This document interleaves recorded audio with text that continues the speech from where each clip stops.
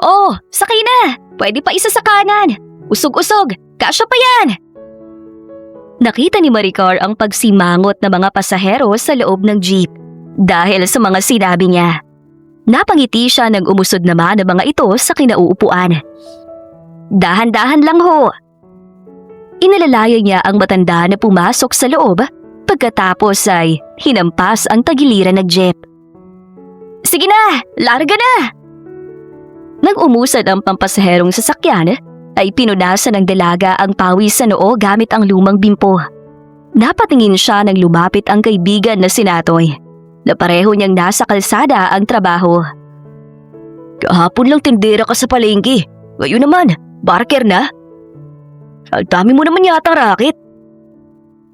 Tumanaw si Maricar sa abalang kalsada. Sarado ang pwesto ni Aling SB, graduation ng anak niya. Pagtukoy niya sa may-ari ng pwesto sa tindahan sa palengke kung saan siya nagtitinda.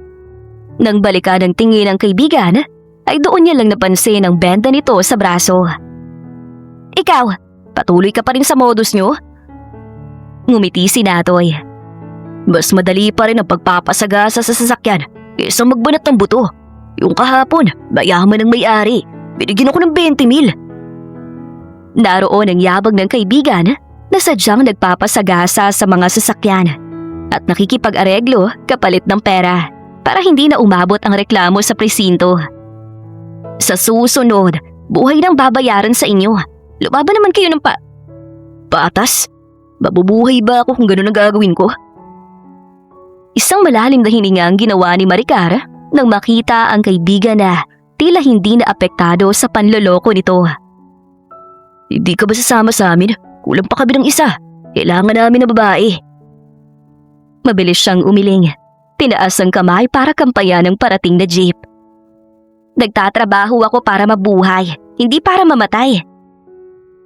Ngingiti-ngiti lang si Natoy nang iwan siya. Ayos na! Hinampas ni Maricar ang jeep para pahintuin ito. Nakangiti siyang sumilip sa loob. Naroon ang kanyang tiyuhin na si Edmond, kapatid ng namayapan niyang tatay at tumayong pangalawa niyang ama. Chong! Garahe na ho kayo? Di pa, marami pang pasahero.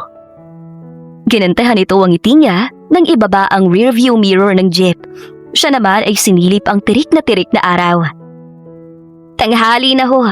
Siya nga ho pala, nakapagpatingin na ho ba kayo ng blood pressure ninyo? Bumaling ang tiyuhin sa harap ng jeep kung nasaan ang mga barya. Kaswal na binilang iyon. Ayos lang ako. Ikaw, bakit nandito ka? Ngayon lang nagsarado ang tindahan ni SB. Dapat nagpapahinga ka.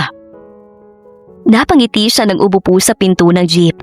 Noon pa man ay naging mabuti na ang tiyuhin sa kanya. Di hindi na ito nag-asawa. Sa hirap ng buhay ay ginawa nito ang lahat para mapalaki siya.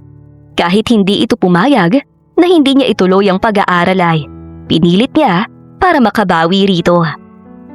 Magtawag ka na ng pasahero para maaga ako makagarahe. Patalon siyang bumaba ng jeep. May ngiti pa rin na itinaas ang kamay na hawak ang bimpo. Dito! Santa Ana! Nagsimula nang sumakay ang mga pasahero. Nang mapuno ay muling sumilip sa loob si Maricar. Tiningnan naman siya ng tiyuhin mula sa maliit na salamin. Kita tayo sa bahay. Oho, ingat kayo sa pagmamaneho. Nang umabante ang sasakyan ay hindi pa rin naaalis ang ngiti ng dalaga. Makalipas ang oras ng kumalat ang dilim ay mas naging maingay at abala ang kalsada. Si Maricar ay nasa terminal pa rin para hintayin ang ama-amahan. Napatingin sila nang dumating ang humahagibis na jeep. Kasunod niya ang mga driver na napatayo rin. Anong nangyari Mang Isko? Pinagmamasdan niya ang driver at kasamahan ng tiyuhin. Tensyonado ito at hindi alam ang sasabihin. Nakita mo ba si Edmond? Tanong ng isa. Inilapat ni Isko ang mga mata sa kanya. Nabalot naman ang hindi maipaliwanag na kaba si Maricar. Na-aksidente ang jeep ni paring Ed. Ano ho? Sinugod sa ospital yung ibang pasaherong nasaktan, habang si paring naman ay dinala sa presinto. Agad siyang tumakbo para puntahan ang tiyuhin. Narinig pa niyang tawag ng ilang driver pero nagpatuloy lang siya. Hawak-hawak ni Maricar ang mga tuhod nang makarating sa malapit na presinto. Pilit siyang lumunok ng ituwid ang likod. Humakbang palapit sa lamesa ng isang pulis. "Sir, nasaan ang tiyuhin ko?"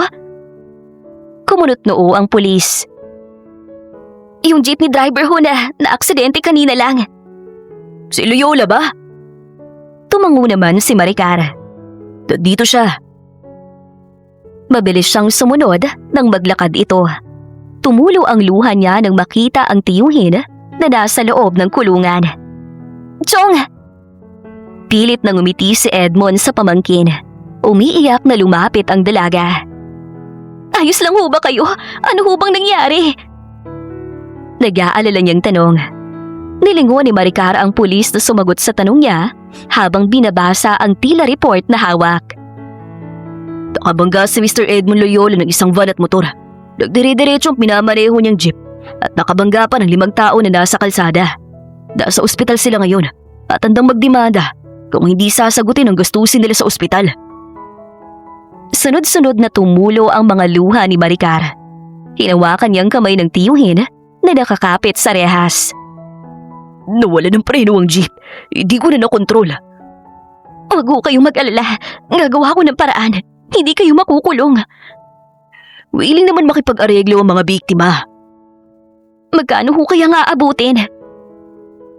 Sinulya pa nito ang tiyuhin niyang umupo sa isang sulok bago siya binalikan ng tingin. "Nasa 200,000 kasama ng naagrabyadong 2 sasakyan." Nanlambot ang mga binti ng dalaga. Muling pumatak ang mga luha niya bago binalingan ang kaawa-awang ama-amahan. Natagpuan ni Maricar ang sarili palabas ng istasyon ng pulis. Gulong-gulo ang isip niya nang isang nakakabinging busina ang narinig niya. Nang luminga ay nasilaw ang kanyang mga mata sa parating na kotse. Napaupo siya at naitaas sa mga braso para takpan ang muka. Gahibla na lang ang layo ng nguso ng kotse sa kanya nang huminto iyon. "Miss, are you okay?" Napatingin si Maricar sa humintong mataas na sandalya sa harap niya. Marahan niyang tiningala iyon at isang babaeng maganda ang nakita niya. "Nasaktan ka ba ha?" Malamyos ang boses nito. Hinawakan nito ang kamay niya. Inilalayan siyang tumayo. Siya ay nahawakan ng dibdib dahil sa takot sa akala niyang katapusan. Nang muling balingan ng babae, ay titig na titig ito sa kwintas na suot niya. "Sandali!" Tensyonado ang mga bata nito nang hawakan ng kwintas na sumilip mula sa pagkakatago sa suot niyang kamiseta. "Ang kwintas na to!" "Amy, let's go! For sure it's another scheme." Nilingon ni Maricar ang lalaking sandaling sumilip sa bintana bago lumabas ng kotse. Nakakunot noo ito habang pinagmamasdan sila. Nagulat siya nang hawakan siya ng babae sa mga balikat at pilit na hinarap. "Saan mo nakuha ang kwintas na yan?" Nahawakan niya ang gintong kwintas. Ang korteng between na pendant niyon ay binubuo ng mga puting bato. Muli niyang binalikan ang mga bata ng babae. Maluha-luha iyon habang mabilis naman ang tahit ng dibdib nito. Hanggang sa lumapit sa kanila ang lalaking kasama ng estranghera. Natigilan din ito nang matuon ang tingin sa kwintas. Nilinga ito ng babae. "Omar, nakita ko na sa Australia." Sabay na luminga ang dalawa sa kanya na ipinagtaka niya. "Ang tagal ka naming hinahanap." Patuloy ng babaeng bigla na lang siyang niyakap. "Sandali lang ho, hindi ko alam ang sinasabi niyo." Ang lalaking kasama nito ang marahang humila sa babae para mapabitiw sa pagkakayapos sa kanya. "Calm down, Amy. Hindi pa tayo sigurado kung siya nga ang kapatid natin."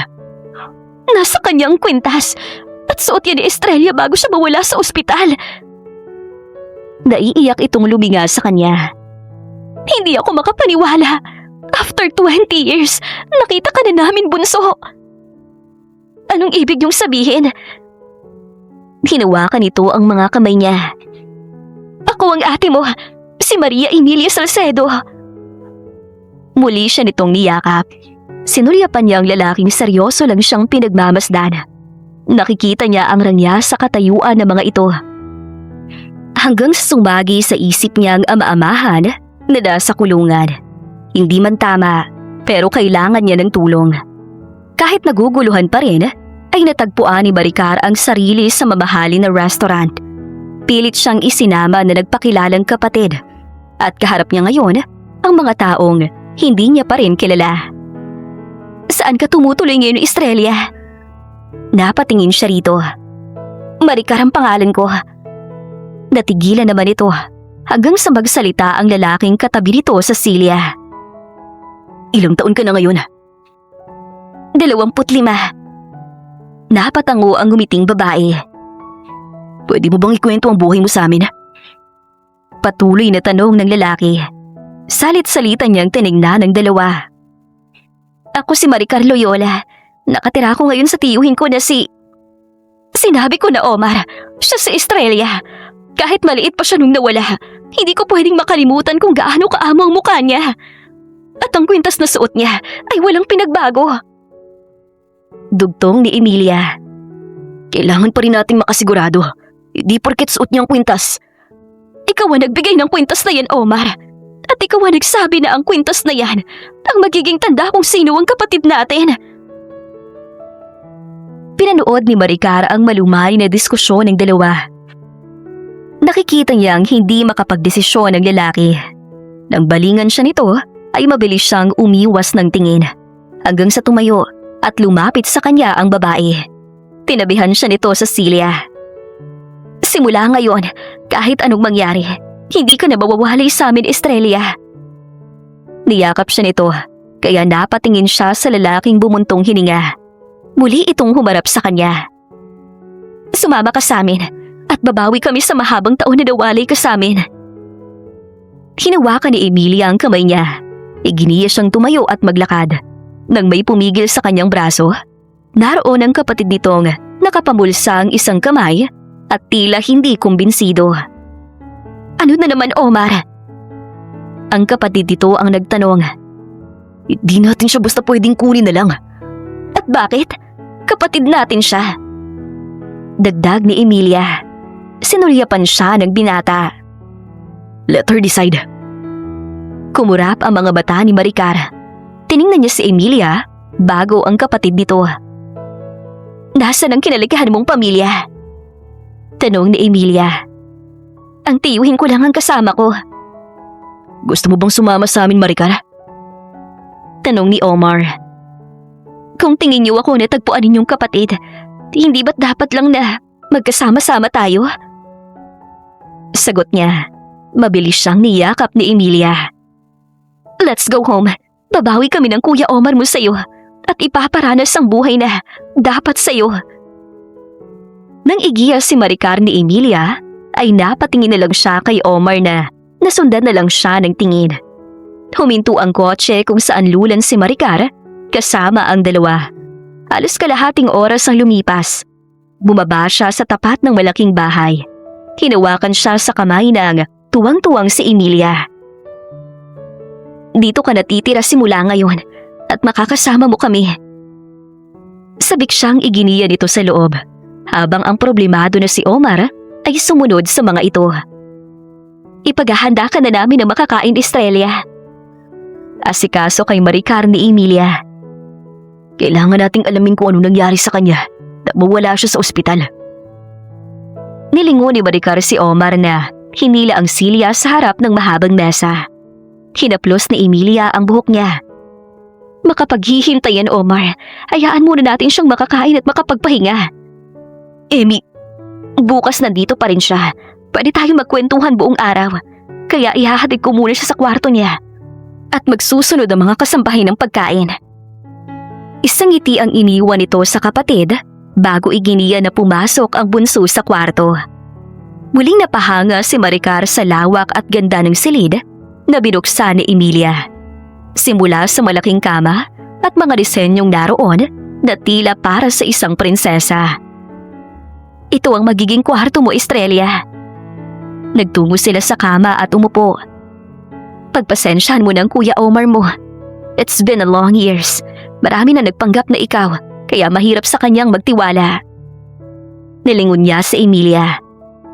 Ang sabi nila na wala at ninakaw ang napakagandang kwintas na yan. Pero dahil sa suot mong yan, siguradong ikaw nang hinahanap namin na kapatid na si Estrella. Patuloy nito. Kung ano man ang kwento na naging buhay mo kung bakit ka naging si Maricar, pakikinggan ka namin. Sa ngayon, kumain at magpahinga ka na muna. May sandaling kumatok sa pinto bago pumasok ang kasambahay na may daladalang pagkain. Dinala yun sa mesa bago lumabas. Tiningala niya si Emilia na tumindig na rin. Salamat ho, ma'am. Simula ngayon, Ate Emmy nang itatawag mo sa akin. Nakangiting nito. Nang makalabas ito ng kwarto at maisarado ang pinto, ay nahawakan ni Maricar ang kwintas na suot. Ang kwintas na tila naging sagot sa problema niya. Emmy, let's talk. Kasalukuyang naghihintay si Omar sa ibaba ng hagdan. Bumaba naman doon ang nakakatandang kapatid. Di ba masyadong mabilis?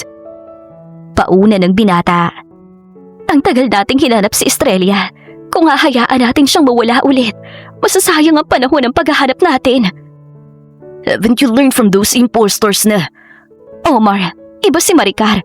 Suot niya ang kwintas at ang gaan-gaan ang loob ko sa kanya. Sapat na yon para maramdaman ng puso ko na siyang hinahanap nating kapatid. Siya si Bunso. Napahinga na lang si Omar nang maiwan.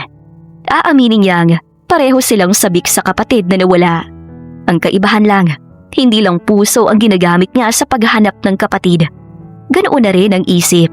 Lalo na't ilang beses na silang naloko at sinamantala dahil lamang sa nangungulila sila. Hindi pa man tuluyang sumisikat ang araw, ay maingat nang bumaba sa hagdan si Maricar. Kailangan niyang madalaw ang tiyuhin at alamin ang totoo. Isang baitang na lang ang aabuti ng paa niya nang matigilan. May pupuntahan ka? Marahan siyang luminga sa hagdan at tumingala. Pinanood ang pagbaba ni Omar ng hagdan. Huminto ito sa tapat niya, kaya agad siyang pumormal. Saan ka pupunta? May kaba niyang sinalubong ang tingin nito bago nanginginig ang daliri na itinuro ang pinto. Uuwi sana. Uuwi? Bakit? Napatitig lang siya sa naghihinalang tingin ng binata. Ibang-iba si Emilia sa kapatid nito. Kung si Emilia ay siguradong-sigurado na siya si Estrella, hindi si Omar. Sumisigaw ang mga mata nito ng pagdududa sa kanya. Nag-aalala ka ba sa uncle mo? Nasa bayan siya ngayon para magtrabaho. Uuwi lang ako para sana manguha ng mga gamit. Napatingin siya kay Omar nang kaswal itong bumaba ng hagdan. Halika, sasamahan na kita. Sandali! Nagmamadaling hinabol ni Maricar ang binata. Napatingin ito sa kamay niyang nakakapit sa maputi nitong braso. Hindi niya matingnan ito sa mga mata nang bumitaw. Siguradong hindi mo magugustuhan na magpunta sa squatter. Squatter? Magkapanunod silang lumingon nang lumabas sa Emilia. May awa ang magandang mukha nito nang lapitan at hawakan siya. Doon ka nakatira? Tumango naman siya. Hinaplos nito ang buhok niya. Oh, Estrella, ang dami naming pagkukulang sa'yo. Naging mahirap ang pinagdaanan mo habang kami naging magaan ang buhay. Sinuliya pa nito si Omar bago siya iginiya na pumasok sa loob. Sa sala ay umupo sila. Sinuliya pa ni Maricar si Omar na inukupahan ang kaharap na sofa. Kumusta ang trato sa'yo ng tiyuhin mo? Mabuti. Ang kaso... Natigilan siya nang batitigan si Omar na matiim na nakikinig. Tumaas ang magkabilang kilay nito. Kaso ano? Siguradong kung sasabihin niyang nakakulong ito ngayon, mas madadagdagan pa ang pagdududa nito sa kanya, kaya pilit siyang ngumiti. Kaso nasa probinsya siya. Napatango si Omar nang maalala na magkaibang sinabi ng kaharap kung nasaan ang tiyuhin nito. Katulad ng sinabi ko kay Omar. Kuya Omar ang itawag mo sa kanya. Nakangiti si Emilia nang sabihin yon. Dahan-dahan naman siyang lumingon sa binata na nagtanong. Paano ko napunta sa tiyuhin mo?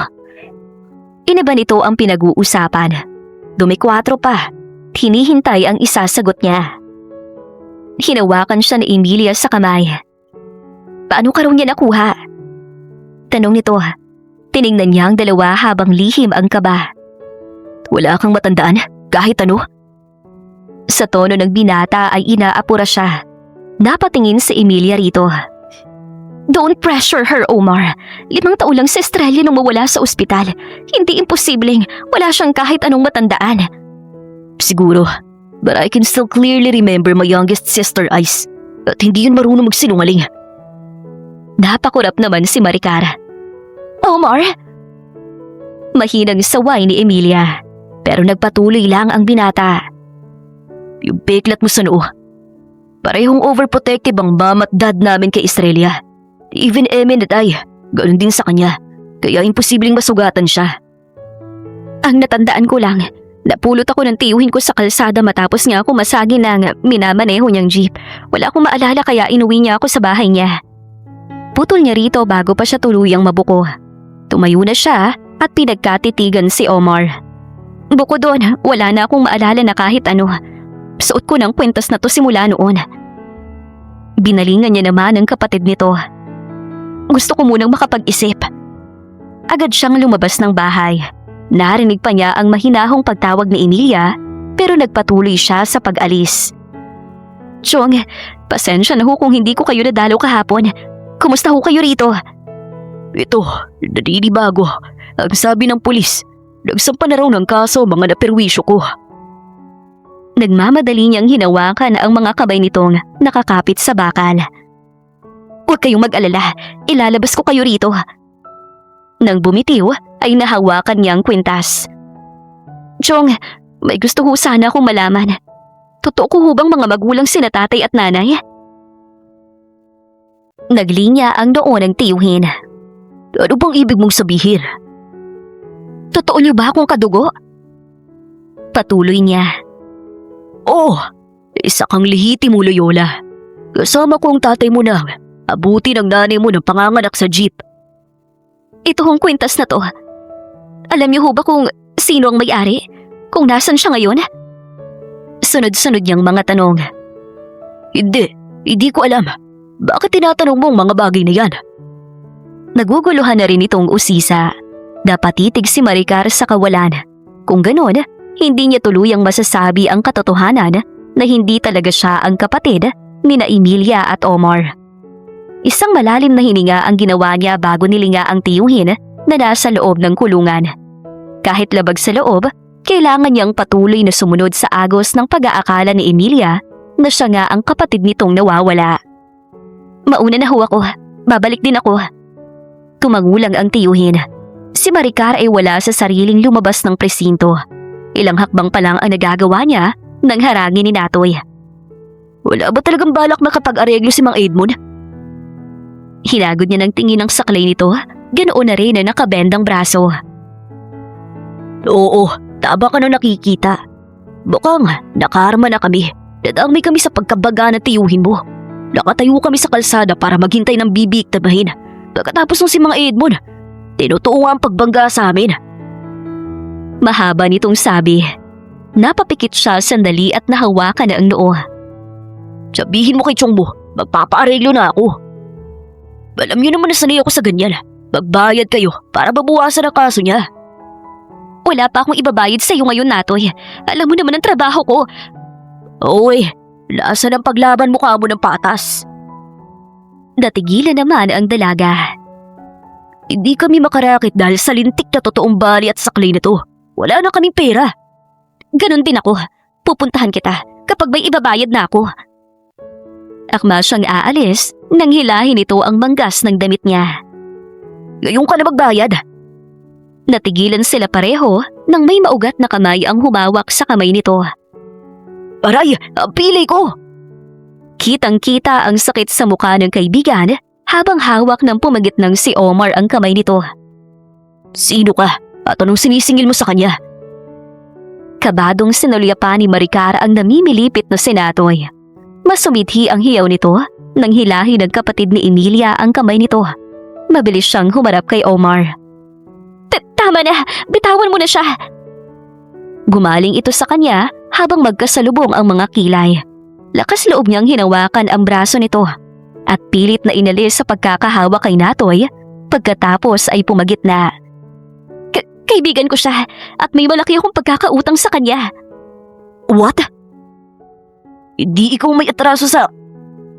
Mabilis na sinipa ng binata ang saklay nito dahilan para matigilan ito sa pagsasalita at mapaluhod. Diretsyong pinagkatitigan ni Maricar si Omar. May utang ako sa kanya. Malaki. Magkano? Pinanood niya ang pagkuha nito sa loob ng suit ng isang makapal na papel. Ganoon na rin ang ballpen. Tell me, magkano? 200,000. Mabilis niyang putol sa binata. Kumurap ang mga mata ni Maricar nang walang pagdadalawang isip na nagsulat at pumirma sa papel si Omar. Pinagtagpo nito ang mga mata nila nang pilasid ang tseke. Nahigit niya ang hininga nang hilahin siya nito at itabi. Ito ang naghagis ng papel sa pilit na tumayo na si Natoy. That's 250,000. Bayad na siya, kaya huwag mo na siyang guguluhin. Nangangatal ang dalaga nang pilit na bumitaw sa kumunot noong si Omar. Mabilis niyang nilapitan si Natoy. Inabot ang tseke. Pasimple siyang bumulong dito. Tulungan mo makalabas itong gamit ang pera na yan. Tila nag-usap ang mga mata nila nito bago siya muling hinila ni Omar. Let's go. Get in. Hinawakan siya sa braso ng binata. Sinulyapan niya ito nang pagbuksan siya ng pinto. Tumalima naman si Maricar. Sandaling tiningnan ni Omar ang lalaki bago pumasok sa loob ng sasakyan.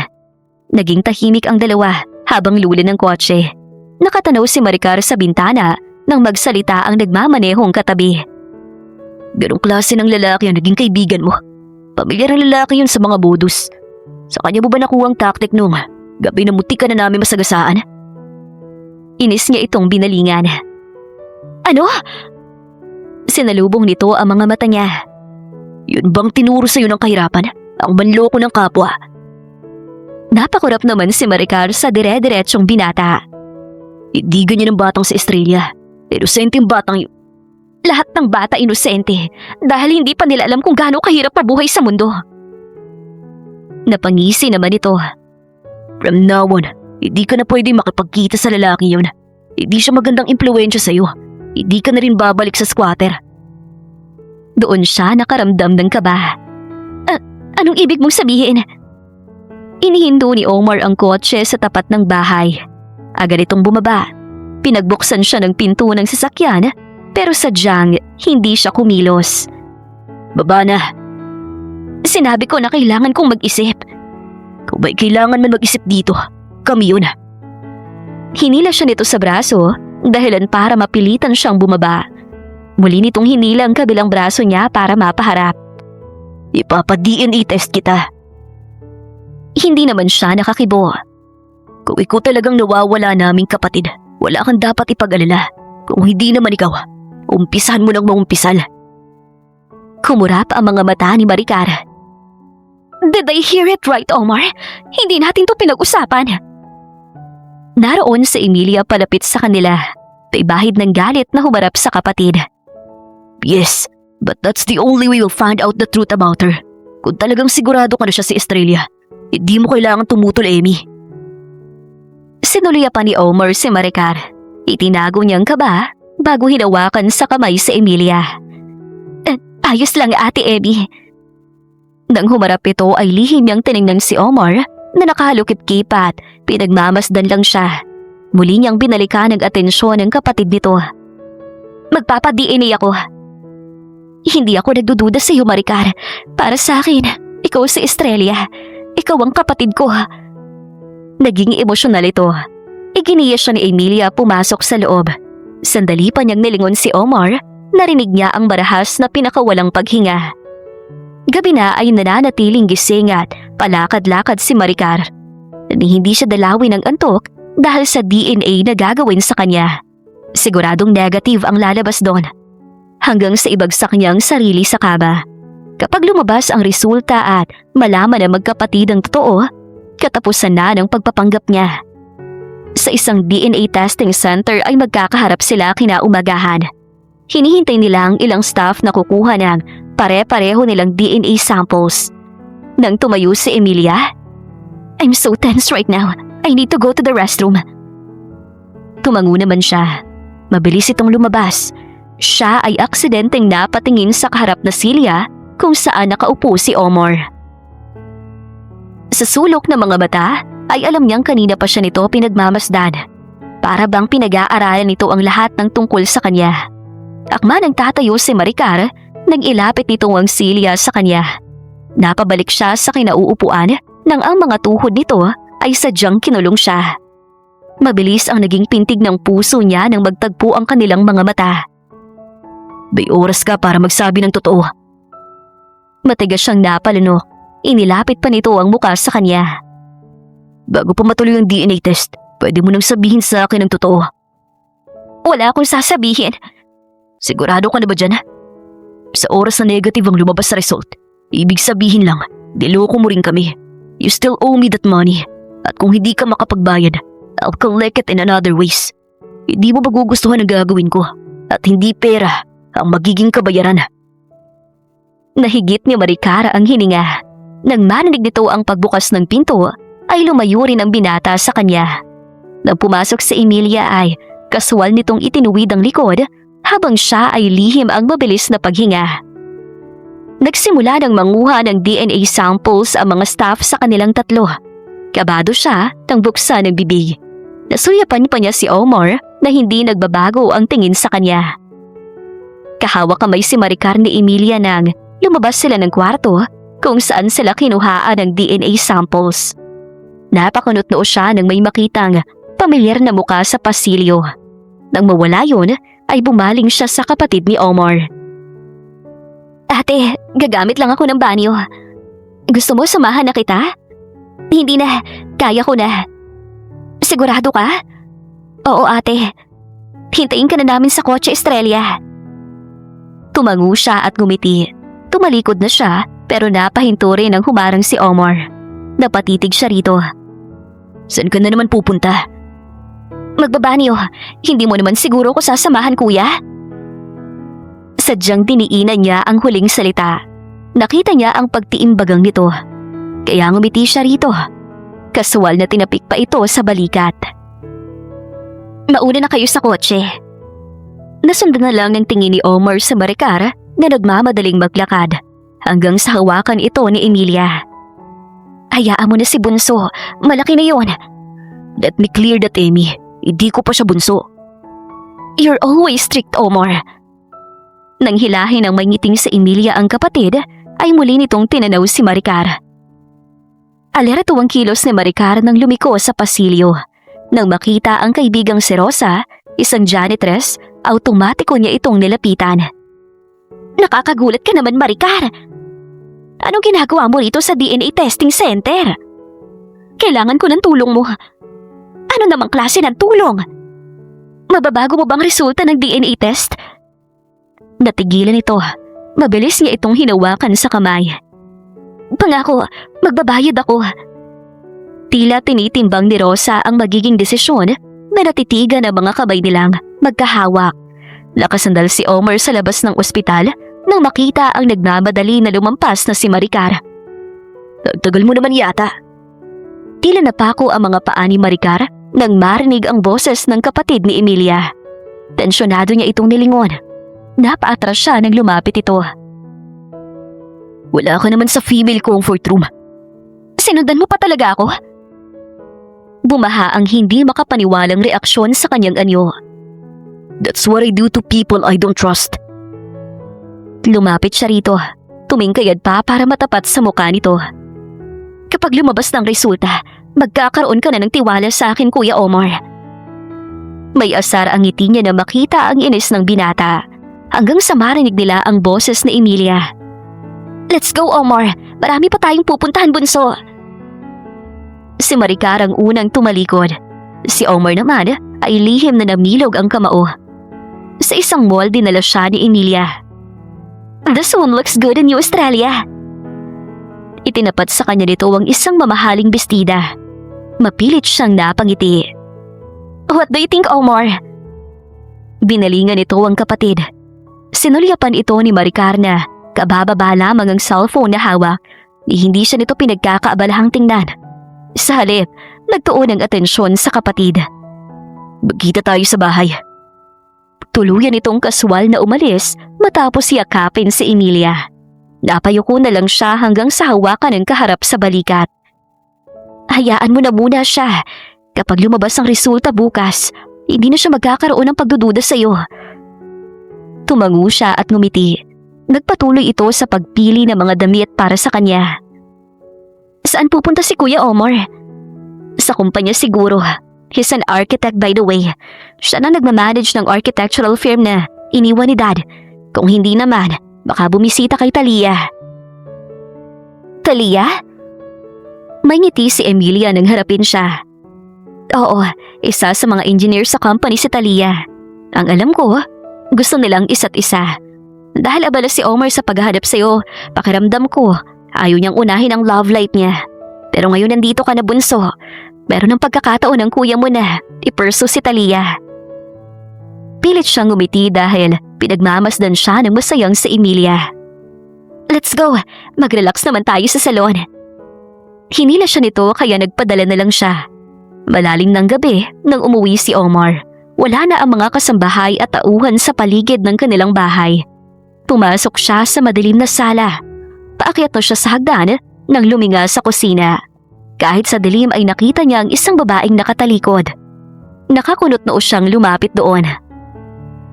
Tanging liwanag lang mula sa bintana ng dining ang naroon. Mas lalong lumalim ang linya sa kanyang noo nang makitang dahan-dahan sa paglalakad ang babae. Bago pa ito magtungo sa direksyon ng pinto sa likuran ng bahay, ay mabilis niyang hinagip ang braso nito. Dahil sa mesa, napahiga naman ito doon. Nanatiling hawak niya ito sa braso. Sino ka? Mula sa pagkakatagilid ay humarap ang babae.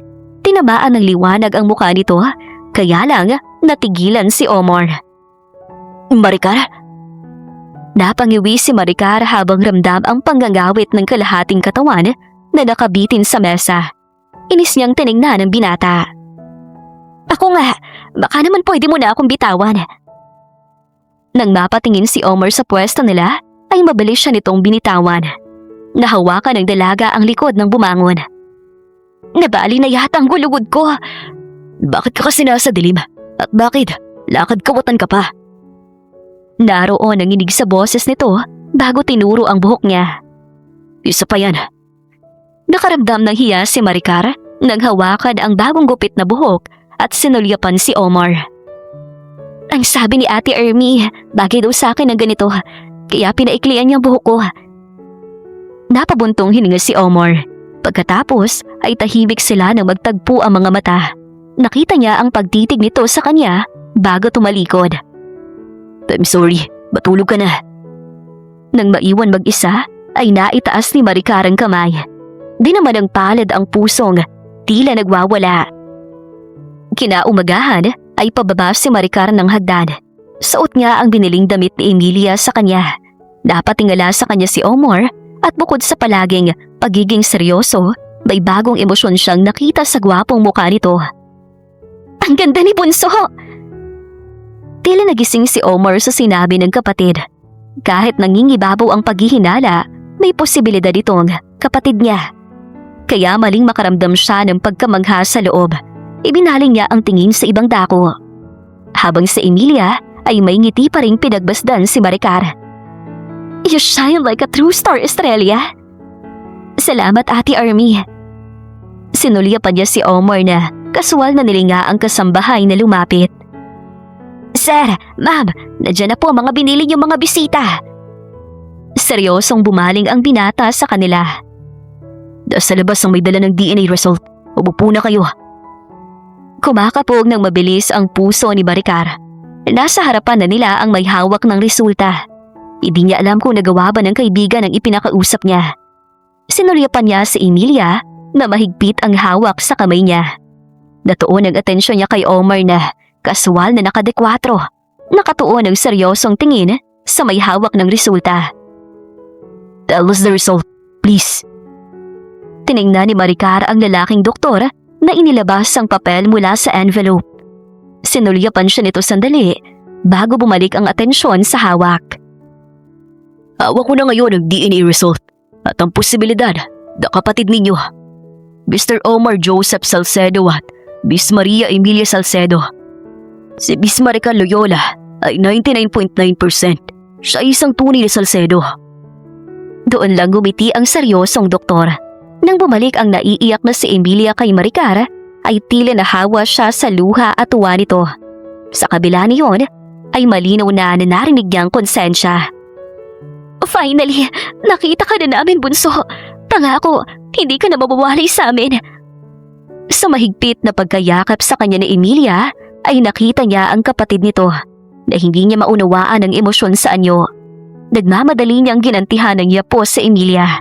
Nang pumikit, ay pagtulo ng mga luha niya, nang hihingi siya ng tawad sa magkapatid, lalo na sa totoong Estrella. Alang-alang sa tiyuhin ay nakahanda siyang magpanggap. Sabik na humarap sa kanya si Emilia. Magkakaroon tayo ng engranding selebrasyon para sa pagbabalik mo. Kahit wag na, ate. No, we should celebrate this awaited reunion. Kung nandito sina mom and dad, ganito rin ang gagawin nila. I'll take care of everything. Ang gagawin mo lang ay manatili na rito sa amin. Sandali, tatawag na ako ng event coordinator. Nakangiti itong nagpunas ng luha. Nagmamadaling tumakbo at umakyat ng hagdan, kaya hindi na niya napigilan. Napatingin siya kay Omar na lumapit sa doktor. Nakipagkamay ito at kinuha ang resulta. Tinawag din ito ang kasambahay para ihatid sa labas ang bisita. Marahan na tumayo si Maricar para umalis nang maiwan silang dalawa ni Omar. Pumunta ka sa office ko. Dahan-dahan siyang napalingon. Nasalubong niya ang seryosong mga mata nito, kaya tinuro niya sa sarili. Ako? Oo, ikaw, bunso. Hindi niya nagawang umimik sa narinig. Iba ang dating ng salitang yon mula kay Omar. Hintayin mo ako dun, mag-uusap tayo. Anito bago tumalikod. Sa opisina nito sa itaas ng bahay ang tinungo ni Maricar. Malinis at tahimik ang loob. Dumiretso siya sa mesa at doon niya nakita ang dalawang picture frame. Naroon ang dalawang matanda na sigurado siyang mga magulang ng magkapatid. Kinuha niya ang isa at pinagkatitigan sina Emilia at Omar. Hinaplos-haplos niya ang mga mukha nito sa litrato. Patawarin niyo ko. Sinamantala ko ang pagkakataon na nangungulila kayo. Naalala niya ang hindi matatawarang saya ni Emilia nang makita siya noong unang beses pa lang. At nadagdagan pa yon nang malaman ito ang resulta. Hindi ko rin kayo-kayo makitang madismay at masaktan. Kung nasa naman si Estrella ngayon, sana patawarin niya ako sa pagpapanggap na siya. Hinawakan ng isang kamay niyang suot na kwintas. Muntik nang mahulog ni Maricar ang hawak nang bumukas ang pinto. Dagdugtong ang tingin nila ni Omar sa likod. Tuluyan itong pumasok sa loob, kaya nanginginig ang mga kamay niyang ibinalik ang hawak. Pilit ang naging ngiti niya. Tinitingnan ko lang. You don't need to explain. Napatitig siya rito na makarating sa harapan niya. Kung anong kay Emmy at kung anong sa akin ay sa'yo na rin. Dugtong ng binata, lumampas ito sa paglapit sa kanya. Hinila ang swivel chair. Umupo ka na. Here's your new phone, wallet with credit cards and cash. Umiling niyang itinaas ang kamay. Ayos lang. Take it. Para sa'yo talaga yan. Tungkol sa paglilipat ng pangalan mo bilang Maria Estrella Salcedo. We'll be talking to a lawyer about your documents. Kumura pa ang mga mata ni Maricar. Nag-usap din kami ng ate Emmy mo. After ng celebration mo, gagamitin mo ng tunay mong pangalan. Tumayo na si Omar. Sandali. Huminto naman si Omar. Sinalubong ang tingin ni Maricar. Naaninag niyang kaba dito. May gusto kong sabihin. Isang malalim na hininga ang ginawa ng dalaga. Akma siyang magsasalita nang pumasok sa eksena si Emilia. Estrella, come here. Nasa sala ang event planner para sa party mo. Parang bata siya nitong hinila. Bago lumabas ng pinto ay hinabol pa niya ng tingin si Omar. Lihim na sa dulo ng kahoy na tulay si Maricar. Naroon siya sa lugar nila. Suot ang sunglasses at sombrero para magtago sa mga kabarangay. Nang dumaan si Natoy ay mabilis niyang hinila. Sandali! Huwag kang maingay. Ako to si Maricar. Ibinaba niya ang suot na salamin. Hinagod naman siya ng tingin nito. Papa Maricar, big time ka na ha? Alam mo ba, yung isang linggo ka pa hinahanap ni Mang Edmund patapos niyang makalaya. At si Rosa, may atraso ka sa kanya. Nagmamadali niyang binuksan ang wallet. Napasipol ang kaibigan nang sumilip ay makita ang loob niyon. Subusukan na yung wallet mo sa kapal. Ano ba racket mo? Baka naman pwede mo ko isama dyan.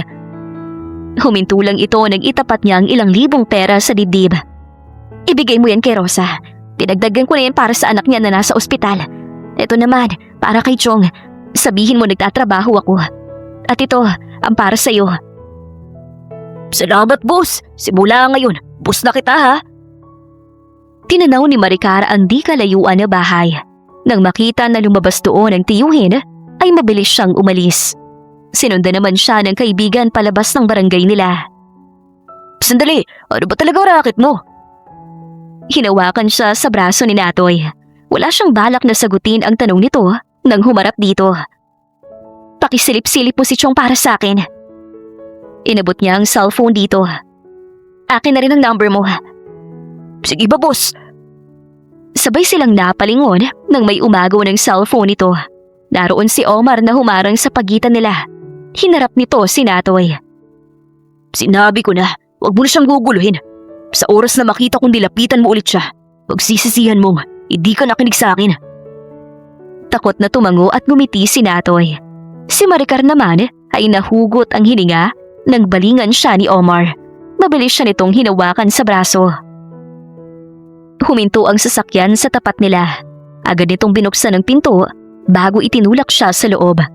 Nang makarating sa bahay ang kotse, bitbit siya nito sa braso papasok sa loob at padabog na binitawan nang makarating sa entrada. Bakit ka nagsinungaling? Obviously, hindi yun mali. Pilit itinaas ni Maricar ang tingin. Binibisita ko lang lugar kung saan ako dating nakatira. Ganun na rin ang kaibigan. You really call that a friend? I'm telling you now, hindi siya mapagkakatiwalaan. He's one of those scammers na naka-encounter ni Talia, pretending to be a hit-and-run victim, but he's actually scamming for money. Bigla na lang siyang nakaramdam ng inis nang narinig ang pangalan ng babaeng iyon. Do you still call him a friend? Matapang siyang tumango. Inis na ring napangiti ang binata. Pumamewang at piko na humarap sa kanya.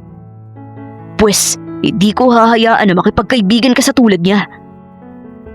Sigurado ang pagkakasabi niyo ni Omar habang nakatitig sa mga mata ni Maricar. You're not just any girl now, you're my sister. My younger sister to be exact. At responsibilidad kita sa ayaw at gusto mo. Natigilan sa pagpasok si Emilia na kasalukuyang maraming dalang shopping bags nang maabutan sila. Nagtatalo ba kayo? Lumapit ito sa kanila. Pareho silang sinilip bago pumagit na. Anong pinag-aawayan ng mga kapatid ko? Bumaling si Omar dito. Magsabihan mo yung bunso mo, Amy. Tuluyang umalis ang binata. Ito naman ay bumaling sa kanya. Are you okay, Estrella? Tumango si Maricar ng maliit. Giniya siya nitong umupo sa silya matapos kunin ng mga kasambahay ang mga daladala nito. I hope you understand your Kuya Omar. He just wants to protect you. Matagal ka naming hinanap. Nilinga ni Maricar ang naiiyak na si Emilia. Rinig na naman niya ang konsensya habang pinagmamasdan nito. Kinuha niya ang kamay ng kaharap. Pasensya na rin, Ate Emmy. Hinaplos nito ang kamay niya. Don't worry about it, bunso. Anyway, darating si Talia rito para tulungan tayo mag-decide sa party mo. She also studied fashion coordination. Ate Emmy, ayos lang naman kung tayo lang. Agad niyang sagot. No, we need people to make your party perfect. Maraming birthdays ang nagpalampas natin. Nating magkakapatid. At ngayon nakasama ka namin. Ibibigay namin sa iyo ang lahat. Estrella. Kumurap ang mga mata ni Maricar dahil sa narinig na pangalan. Sinulyapan niya ang kamay nilang magkahawak. Muli niyang tinitigan ang mga mata nito. At sa pagkakataon na yun, ay gusto na niyang sabihin ang totoo. Kung ano man ang maging galit nito, ay tatanggapin niya. hanggang sa maalala niya si Omar at ang paalala nito sa malaking pera na ibinayad sa utang niya. Pilit niyang pinilig ang ulo para kalimutan ang bantang dahilan kung bakit hindi siya makapagsabi ng totoo. Muli siyang nag-ipon ng hangin sa dibdib. Ate Emmy, may gusto sana akong sabihin sa'yo. Ano yun, bunso? Si Estrella at ako ay... Hi! Napabaling sila sa entrada. Palapit ang isang maganda at matangkad na babae. Agad na tumayo si Emilia na marahang binitawan ng kamay niya. Talia! Marahan na tumindig si Maricar. Pinanood na magbeso ang dalawa na parehong nakangiti. I hope I'm not late. You're not. You're just in time. Halika, ipapakilala kita sa nakita na naming kapatid ni Kuya Omar. Ang pinakamamahal naming bunso na si Estrella. Iginiya ni Emilia ito na lumapit sa kanya. May giti ito ng kunin ng kamay niya. I'm so happy to finally meet you, Estrella. Right. Parang noon lang ay umiiyak ako sa'yo kasama si Kuya Omar dahil sa bunso namin. Now, she's here with us. Itinaas ni Talia ang dalawang kamay kay Maricar pagkatapos ay lumapit sa kanya. Welcome home, Estrella! Alangang tinanggap ni Maricar ang yakap na yon. Pilit ang naging ngiti niya nang magharap sila. Finally, natupad ang pangarap ni Omar na mabuo kayo. Thank you for fulfilling his dream. Napatingala sila nang marinig ang mga yabag mula sa hagdan. I wasn't told you have a girls' morning today. Napangiti sina Emilia at Talia. Parehong naka-abresyete ang dalawa kay Maricar. Well, yes, Omar. Pag-uusapan lang namin ang tungkol sa party ni Estrella. I asked Talia to come para tulungan kami sa event style. Tumangu-tango ang binatang sinulyapan siya hanggang sa lumapit na ang kasambahay sa kanila. Ma'am Emmy, ready na po ang pasyo. Thank you, Manang. Girls, doon na tayo. Bago pa makapagtanong si Maricar, ay iginiya na siya ng dalawa palabas. May maliit na ngiti ang naiwan na si Omar habang sinusunda ng tingin ng tatlo. Sa pasyo ay pasimpleng sinulyapan ni Maricar ang mga kaharap. Kasalukuyan silang nagtitingin sa isang magazine. Maganda to, right? Hinarap sa kanya ni Emilia ang isang magazine. Pilit ang ngiti at ang kanyang tango. Luminga naman ito kay Talia habang nakabukas pa rin ang magazine. What do you think of this? Oh, that's beautiful too. But I'm thinking of a princess theme where she was lost but found. Napangiti naman si Emilia. That's a good idea. Thanks, Talia, you're here. Pinanood niya ang mga ito ng magyakap hanggang sabay-sabay silang mapatingin kay Omar. Isa-isa nitong pinatong ang mga baso ng juice sa tapat nila. Nang sa tapat na niya, ay nagtama pa ang mga mata nila. Umupo ito sa tabi ni Talia dahilan para mabilis niyang ituon ang mga mata sa magazine kahit wala naman siyang naiintindihan sa naroon. Habang si Omar naman ay lihim na sinulyapan ng kaharap na si Maricar. Nang ipatingin ni Talia rito ang hawak na magazine. Omar, look at this! Bumaling naman doon ang binata. Si Maricar ay maliit na itinaas ang tingin. Nakita niya ang braso ni Omar na nasa silya ni Talia habang nakadaiti naman ito sa binata. Naibaba niya ang hawak na magazine. Tumama yun sa baso ng juice na agad na natapon. Gulat siyang napatayo. Ganoon na rin si Omar. Bunso, are you okay? Punas-punas ni Maricar ang suot nang tingnan ng dalawa bago napatitig sa binata. Sinulyapan niya ang mesong nagkalat ang juice. Nakadamas siya ng hiya. Pasensya na. Agad siyang tumalikod at umalis. Akmang tatayo sa Emilia nang magsalita si Omar. I got her. Ako na bahala. Bumalik naman sa kinauupuan sa Emilia. Ang binata naman ay pumasok sa loob ng bahay. Naabutan niya ang nakatalikod na si Maricar sa dining area. Ayos ka lang ba? Natigilan si Maricar sa pagpupunas ng tissue sa suot bago sumagot. Oo. You should change para maging komportable ka. Humarap siya at naglakad na. Nang mapatapat dito ay pinigilan ni Omar ang braso niya. Marahan niya itong nilingon. Nagtama ang kanilang mga bata. Sigurado kung ayos ka lang?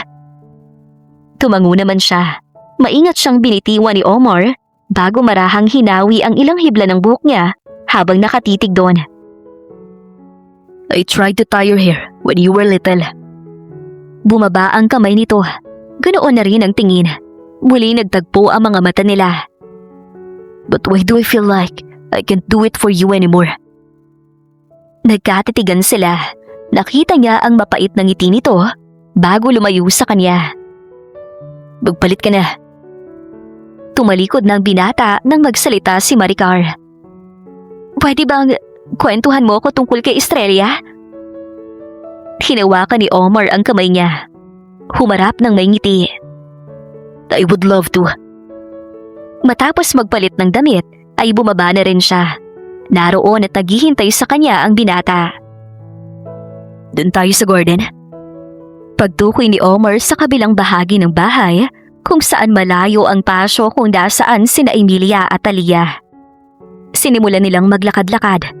Nakapamulsa ang dalawang kamay ng binata habang siya ay pinagmamasdan nito.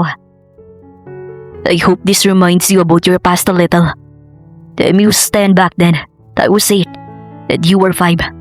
Our mom is a doctor. Madalas niya tayong dalhin sa klinik niya. She's very hands-on in taking care of us. But dahil tatlo tayo, she needs a babysitter to look after us too. Pero kinuha ka niya at di na binalik pa. I clearly remember they tried everything to find you. At sa sobrang lungkot at pangungulila sa'yo ni Mama, nagkasakit siya at tuluyang nawala. Well, si Dad, kahit mahirap, ipinagpatuloy ang paghahanap sa sweetest bunso niya. But he didn't make it either. He was about to go to the police station when there was an update sa kaso. Pero naaksidente siya. Tila malaking bato na dumagan sa loob ni Maricar ang narinig sa kinahinatnan ng mga magulang ng magkakapatid. Kita niya ang pinipigilan ng mga luha ng binata sa pag-aalala sa masakit na nakaraan na yon.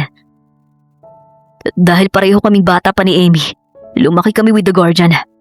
And we continue looking for you, for Mom and Dad, para sa ating magkakapatid. Nagbaling ito sa kanya nang huminto. But you were lost, and there was no trace. Kahit na yung babysitter na kumuha sa'yo, hindi namin nakita. Looking at you now, made me realize it's impossible. Kumurap ang mga mata ni Maricar.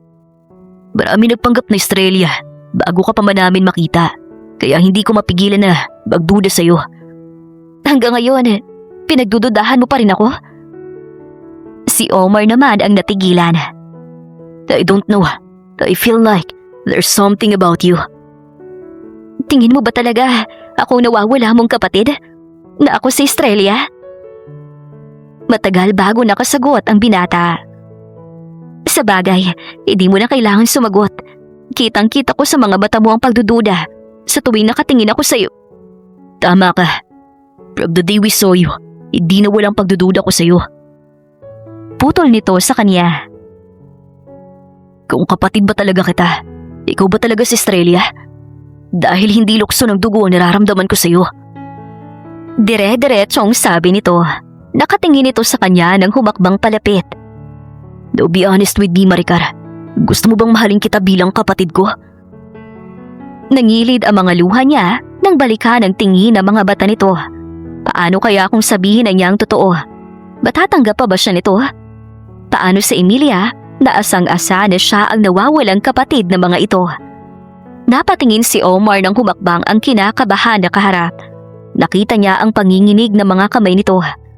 Aaminin niya, noong una pa lang niya itong makita, umaasa siyang hindi ito ang nawawala niyang kapatid. Dahil hindi yun ang nararamdaman niya para rito. Hindi karugtong ng buhay, kundi espesyal at malalim na hindi para sa kapatid maramdaman. Gusto niyang makita ang nawawalang kapatid, pero alam niyang hindi niya yun matatagpuan sa katauhan ni Maricar. Inabot nito ang kamay niya kaya napatitig siya doon. Tell me. Omar! Agad na bumitaw si Maricar sa kaharap nang makita ang parating na si Emilia. Nakangiting, pinagsalit-salitan sila nito ng tingin ng magkalapit. Mukhang ayos na kayong dalawa. Bati na ba kayo? Nanunukso pa ang tono nito na ikinaasiwan niya. Bumaling ito sa kapatid. Buwas-buwasan mo naman ang pagiging stricto sa kapatid natin. She's a grown-up lady now. Right, bunso? Sa kanya naman ito lumingon. Parehong hinawakan ang mga kamay nila. Nagkatingin sila ni Omar. Isang umaga ay sinilip ni Maricar mula sa bintana ang labas ng bahay.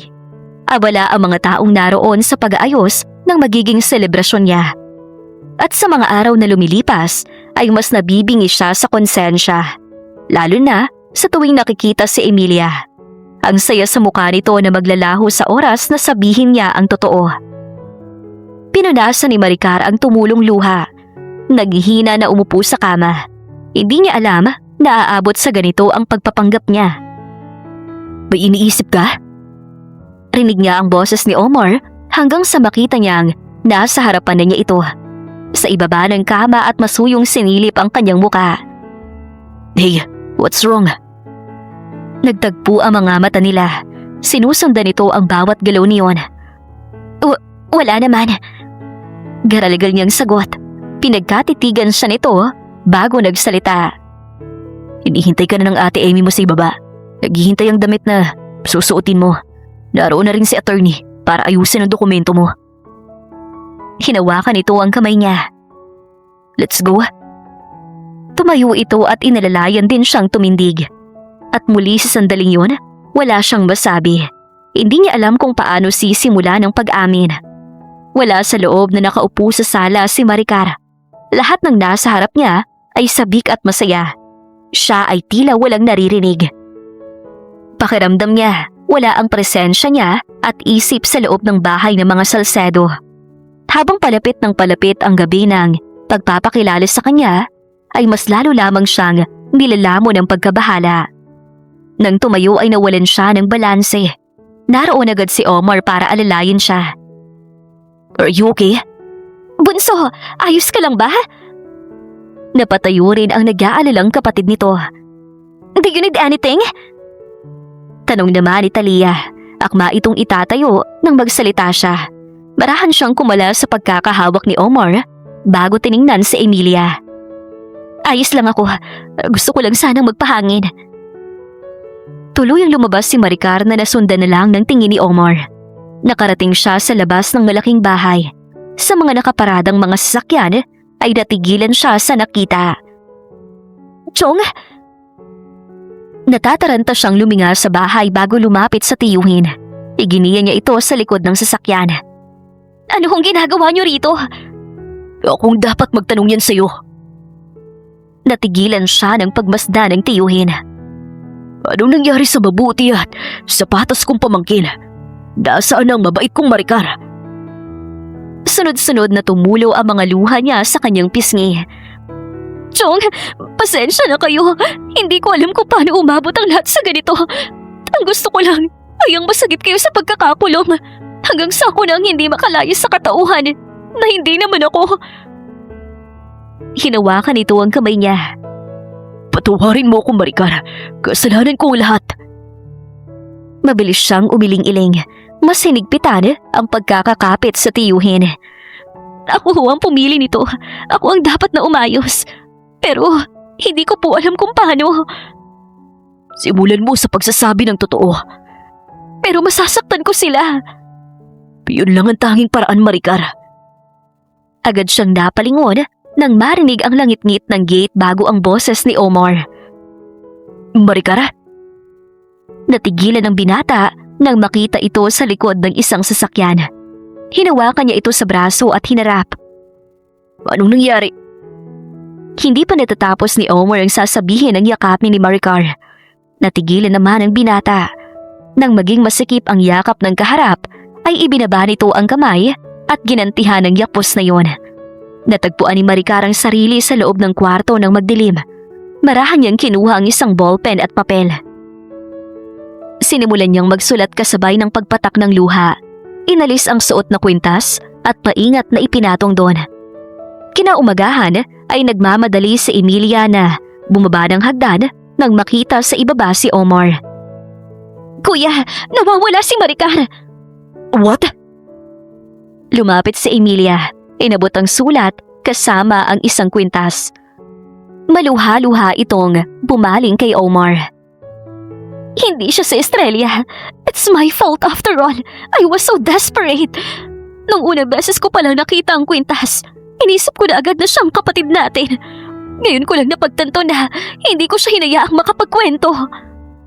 Hindi ka ba galit sa kanya? Hanggang ngayon, magaan ang loob ko kay Maricar at hindi yun kailanman mapapalitan ng galit.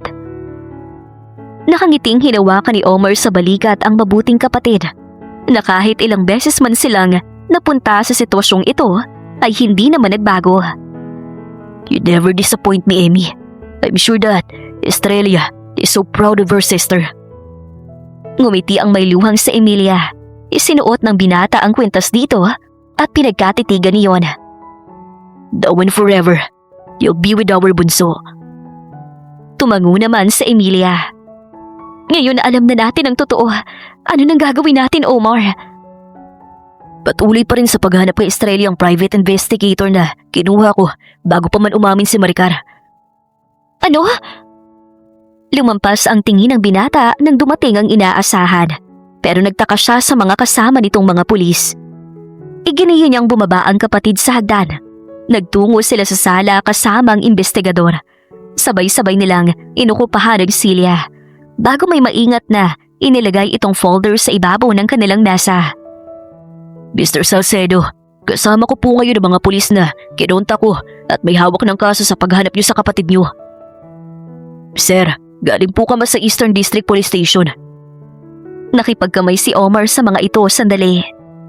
Kumusta ang investigation? May update na ba? Sunod-sunod na tanong ng binata. Ikinalulungkot po naming ipaalam sa inyo na si Maria Estrella Salcedo ay matagal nang namayapa. Nasapo ni Emilia ang bibig at agad na tumulo ang mga luha. Ramdam naman ni Omar ang pagbara ng lalamunan. Isang kaanak na noon ay babysitter ninyo at nagbigay ng sinumpaang testimonya ngayong araw lang sa presinto. Noong araw na nawala si Estrella, kasama siyang nagdiretso sa terminal ng jeep at sinubukang itawid ang bata sa dagat sakay ng roro. Naging masama ang panahon ng araw na yun. Nahirapan ang timonel na kontrolin ng roro dahilan ng pagtaob nito. May mga ilang nakaligtas at isa na roon ang kaanak ng babysitter ninyo. At kinumpirma niya na naging biktima ang kapatid niyo. Mas naging emosyonal si Emmy sa pagpapatuloy ng pulis. Estrella! Mahinang tawag nito. Iyak nang iyak ang kapatid ng yakapin ni Omar. Tuluyan na ring pumatak ang mga luha niya. Naging masalimuot ang pinagdaanan ng paslit lang noon na si Estrella. Bakit kailangan maging ganun kahirap ang buhay niya? She was just an innocent kid. Patuloy nito. Let's pray for her beautiful soul. Humingi tayo ng tawa dahil hindi natin nagawang protektahan siya. Just like the star, alam natin na nasa langit na si Estrella. Pumikit siya habang yapos-yapos si Emilia. Taimtim siyang nagdasal para sa nakababatang kapatid na sigurado siyang kasama na ng mga magulang. Magiging payapa ng loob ko, Omar. Ngayong alam ko na nakasama na ni Estrella sina mama at dad na matagal siyang hinintay. Tumango naman ang tahimik na umiiyak na si Omar. Tapos na ang kabanatang yon. Hindi niya maikukumpara sa kahit na anong sakit at lungkot sa nalaman nilang kasagutan. Pero ngayong alam na nila na kasama na ng kanilang kapatid ang ina at ama, isa yung kasiguraduhan na kahit papaano nakabalik na sa Estrella. Sa terminal ay sunod-sunod na hinampas ni Maricar ang punong-puno ng jeep. Larga na, Uchong! Nang makaalis ay binilang niya ang nasa lumang wallet. Naroon ang mga lumang perang papel na ilang buwan na niyang iniipon simula nang umalis sa bahay ng mga Salcedo. Boss, pautang naman! Lumapit at umakbay sa kanya si Natoy. Wisit naman niyang inalis yon. Natoy, pareho lang tayo ng estado, no? Bakit kasi umalis ka sa racket mo nun? Aba, easy money ka na. Hindi na kaya ng konsensya ko. Seryosong sagot niya na ikinangisi nito. Mahina talagang sikmura mo. Pero hindi kita masisisi. Hindi yun ang gusto mo para madaling yumaman. Kung ako lang napunta sa sitwasyon mo, hindi na ko aalis sa mayamang magkapatid na yun. Mabuti silang mga tao. Si Emilia, ganun na rin si Omar. Hindi sila karapat dapat na lukuhin. Para lang yun sa mga may konsensyang tulad mo, Maricar. Nakangiting sinilip ni Natoy ang wallet. Papautangin mo na ba ako? Sinarado naman niyang wallet at inilagay sa bulsa ng suot na maluwag na pantalon. Mahigit 250,000 piso ang kailangan ko pang bayaran. Makakaipon ka ba ng ganong kalaking pera sa pagiging tinder at barker mo? Agad siyang pinutol nito na tumatalak pa. Kaya nga wag mo muna akong onsehin dahil mahaba-haba pang bubunuin ko.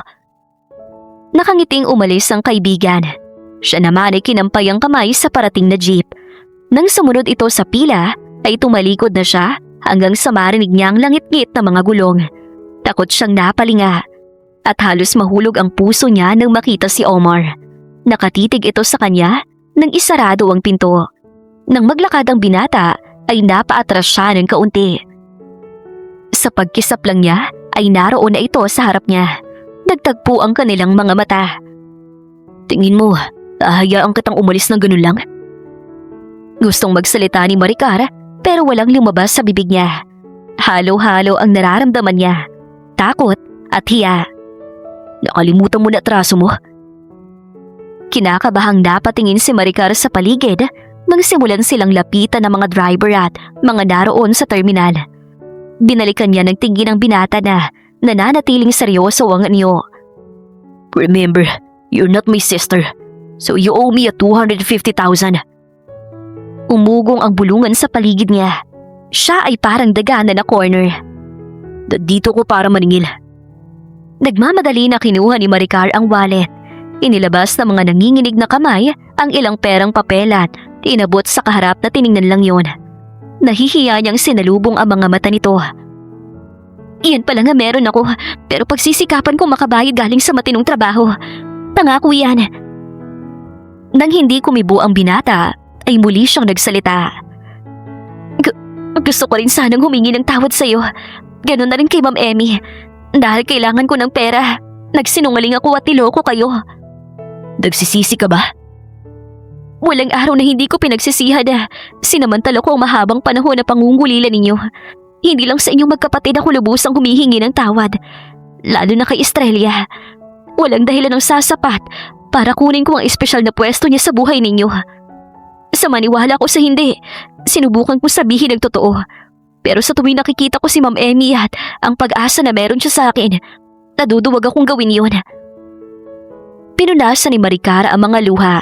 Pinagkatitigan si Omar na pinagmamasdan lang siya. Kahit nasa kalsada ako lumaki, pinilit kong mabuhay ng patas sa tama. Kaya yung perang ibinigay mo, paghihirapan kong maibalik sa'yo. Kinuha niya ang kamay ni Omar. Inilagay sa palad nito ang ilang lumang perang papel. Sa ngayon, ito na muna. Pagkatapos sabihin yon ay tumalikod na siya. Hahakbang na sana siya nang hagipin ni Omar ang kanyang braso. Napaharap siya rito. Nakalimutan mo nang sinabi ko nun sa'yo. Hindi perang magiging kabayaran. Maricar. Napasinghap na lang siya nang kabigin ni Omar ang kanyang bewang. Kusang nahulog na sa mga kamay nito ang pera. Sandali siya nitong pinagkatitigan bago hinalikan. Damang-dama na mga palad niya na napunta sa dibdib ng binata ang mabilis na pintig na puso nito. Nang sandaling yon, inawang niya ang labi at tinugunan ng halik na yon. Marahan itong lumayo sa kanya. Pinagmasdan siya ng buong pagsinta. Right from the start, I didn't want you to be my little sister. Because I want you, Maricar. Ang makasama ka, ang gusto kong maging kabayaran sa lahat ng to. Naghinang ang mga mata nila. And you can't just refuse. Napangiti naman si Maricar habang may luha. Sino bang may sabing tatanggi ako? Kung higit pa sa 100,000 na atraso ang lalaking gusto ko. Napangiti si Omar. Muli siyang hinalikan sa labi. Nagyakap sila habang ang mga driver na nasa paligid nila ay tuwang-tuwang nagpupulot ng mga nagkalat na pera. Nang malaman ni Omar ang tunay na dahilan ni Maricar matapos makilala ang tiyuhin nito, mas lalo lamang nahulog ang loob niya para sa dalaga. Kasama ni Maricar ang magkapatid nang magpunta sa pier kung saan huling nakita ang batang si Estrella. Sinulyapan niyang umiiyak na magkapatid nang maghagis ang mga ito ng bulaklak sa dagat. Malungkot nang umiti si Emilia nang hawakan niya sa likod. Sinikap niyang makuha ang kapatawaran mula rito sa naging pagpapanggap niya. Nang lapitan si Omar, ay hinawakan niya ito sa kamay.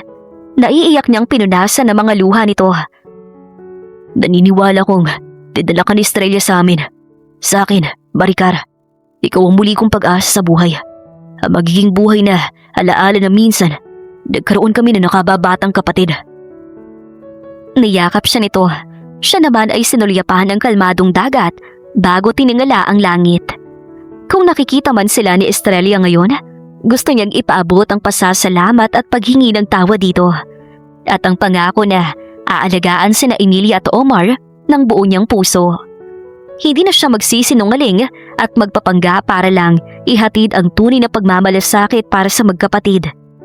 Ngayon na siya na si Maricar, ang magiging pangalawang kapatid ni Emmy at asawa ni Omar, aalagaan niya ang mga ito at bubuo ng pamilyang maagang binawi sa mga ito. Ang wakas.